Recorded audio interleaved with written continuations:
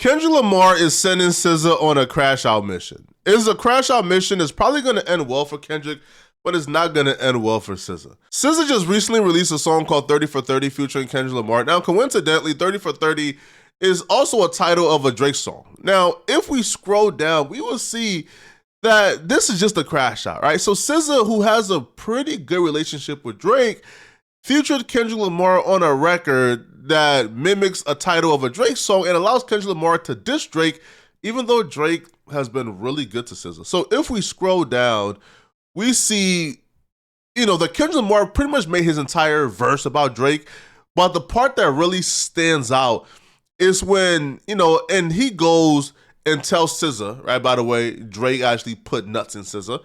So Kendrick says, "You effing with ninjas that's thinking they cuter than you. Oh, say you on your cycle, but he on his period too.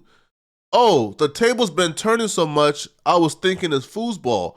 The tenderness of him, mistaking him for Wagyu. Oh, talk like Kenny, like balls like Solana. I promise, more buzz is a wasp." Listen, bro. He started doing his systematical, mathematical gerbil, right? So here's the thing, and here's where SZA gets caught in the middle of this, all right? And here's why I believe this is extremely disrespectful, because this is not just her mimicking a title of a regular average Drake song. No, she's mimicking a title of probably the most vulnerable Drake song ever. It's a song where after the Meek Mill drama, after the higher ups sent Meek Mill to tear down Drake, it's a song where Drake is essentially saying, yo, the higher ups have all came together as a collective to end my run and send me a message. They don't want me to win, and here's why. So essentially, it's the same thing Drake is now dealing with UMG, where he believes that UMG sabotaged him in his Kendrick Lamar beef. Well, 30 for 30 is a song where Drake is talking about the exact same thing. And coincidentally, that's the title of the song they choose to add Kendrick going to diss Drake.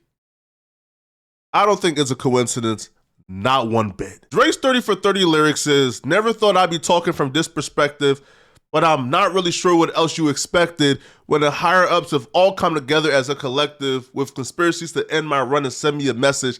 40, did you get the message? Because I just checked my phone and I didn't get it. I mean, I'll say hats off for a solid effort, but we didn't flinch for a second. We got our shit together. Yeah, not here to fight wars, but ninjas want to talk high scores. Party just dipped off in a white Porsche." The entire song is Drake reflecting and pouring his heart out. So the fact that she chose this particular song to add Kendrick on, even if you didn't think it initially, you kept that title after hearing Kendrick Lamar diss Drake, and you know that title means something to Drake. And this is shocking to me particularly, right? Because when SZA was about to off herself, when she was about to check because Akademiks was bullying her, you know who stepped in to make sure SZA didn't go anywhere, to make sure SZA's mental health was protected, and who talked to Akademiks to chill? It was Drake. So he calls me, and I have no idea why he's even calling. And he says, "Yo, bro, I can never tell you what to do because I respect your platform. I respect you. But, by the way, he was working on For All the Dogs, and I had just gotten into it with SZA. And he essentially called me and said, yo, I'm trying to cut these songs with this girl, and she's visibly upset. Some of the stuff you've said really bothers her." What are you saying? I don't even want to repeat. Okay. So Drake protected her mental health. So for her to turn on Drake is crazy. But what's even crazier is for her fans to try to pit SZA back up against Akademiks, apparently. You see, SZA says some things in her song that one could assume is probably a diss towards Ak if you really want to reach. Like, if you're trying to just reach and cause some issues, you can probably link it to Ak and say she's dissing Akademiks. But if you're not trying to reach, you can probably see it as just a neutral line, just like a line that's of the culture, not really a diss towards Akademiks himself. However, her fans, though, really want her to go at Akademiks. They really want to create this issue. So what line exactly are we referring to? Let's go back to the song. Akademiks fan base is called the Chat Ninjas. I do want to point out it's nobody but SZA fans. Nobody but SZA fans are running with the narrative that SZA is dissing Akademiks. So SZA fans believe when SZA says, chat, should I fold that beat, no yoga? Chat, should I dead that ninja, no strings attached? Chat, should have ran down on you, no questions asked. Chat, they chatting, they chat. Chat, do I let him bump his gums or get him whacked? Chat, do I take his head off and wear it for fashion? Chat, do I do my stuff and take it to the max? Chat, they chatting, they chatting, they chatting, they chat. So SZA fans are now trying to antagonize Akademiks and claim that SZA just ended Akademiks' career. SZA just flamed up Akademiks. SZA just did her big one to Akademiks. Now, when I hear that, SZA has been on Kai Cenat streams. Kai Cenat also says chat a lot. So I just sees that as SZA is just still in the lingo. I don't feel like that's a direct diss at Akademiks. However, if you go to Twitter, you would think different. Look, it's 30 for 30 in Akademiks diss. SZA, you goated.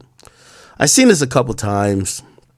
People were saying that, this was like a Drake and Ak sub diss, which was kind of like crazy. Now, obviously, Drake has a song called 30 for 30. And I just can't. I really can't understand how they would really link this to me, honestly. But I do have to point this out. You know why? If I don't point this out, y'all call me bullies. Y'all call me all type of shit, right? SZA and Kendrick sending shots at Maul, and especially Akademiks, while this and Drake will never. Akademiks is in a position where he don't even think that SZA is dissing him, but because like the Kendrick Lamar stands and the TDE stands and the SZA stands, because they're just so intolerable when it comes to online presence that just his disdain and dislike and hatred for them makes him want to crash out on her so they can get the message. So that's what Akademiks does, all right? So Akademiks essentially, he issues a warning shot, not to the fans, but to SZA, to essentially, hey, listen, man, all right, you either get your fans in check or your fans gonna cry when I make you cry. I gotta hold myself back. Yo, you 35 and we ain't hear about a successful relationship you've been in, and you just been this guy's nut rag, that other nigga's side chick, this nigga had a girl fuck shit out of you, you were just sucking him up. I don't want to hear. That's not my type of shit. I love gangster music. I love indictment music. I like the niggas who saying they're killing shit and actually doing it. That's me. Y'all can hate me all y'all want. That's just me. I'm sorry. So really, Shorty don't provide the type of music that I like. Now there's a huge lane for the music that she provides. Now, you know what they get when they start fucking with Akra. When somebody told me, they say, yo, Ak, I think her and Kendrick dissing you. Man, shut your pussy ass up, nigga. Ain't no fucking way. Listen, even Kendrick knew to deal with me nicely. Nigga, ain't nobody about this me crazy. Like, niggas know I'm the ultimate crash out. Nigga, I can't wait to crash out. I do think Ak is being a tad bit unfair, right? F what the fans got to say. If you don't think she dissing you, then she ain't dissing you, right? She can't control the fans. So even though I do think Ak is tripping a little bit, I like when Ak talks like this. Pause. I like when he talks like this.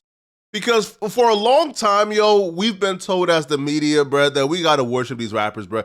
We've been told that our world revolves around the rapper, right? Yo, fans will say, yo, if it wasn't for these rappers, what would you talk about?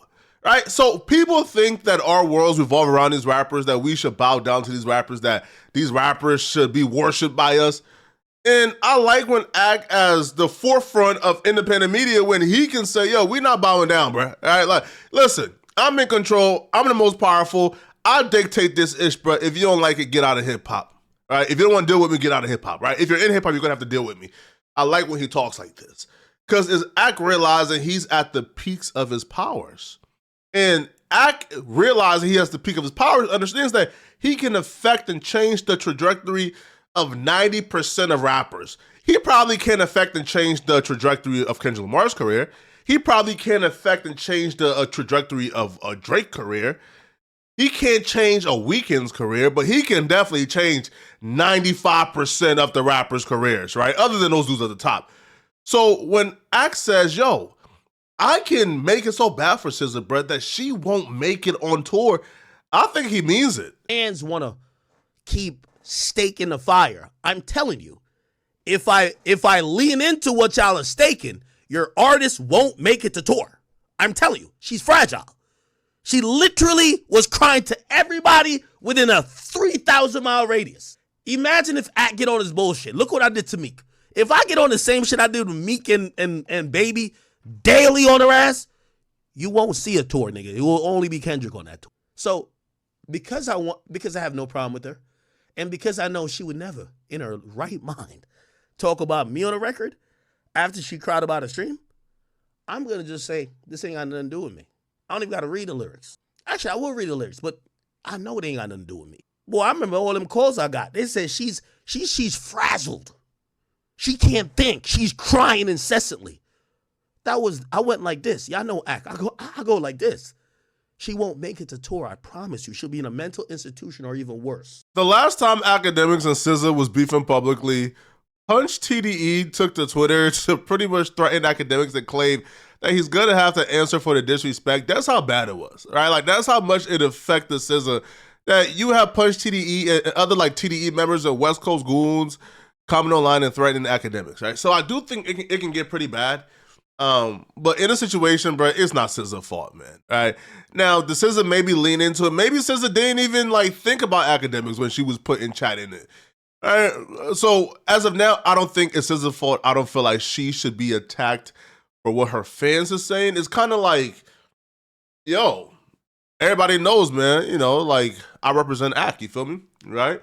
I love Ak. You feel me, right? And I'm a chat ninja.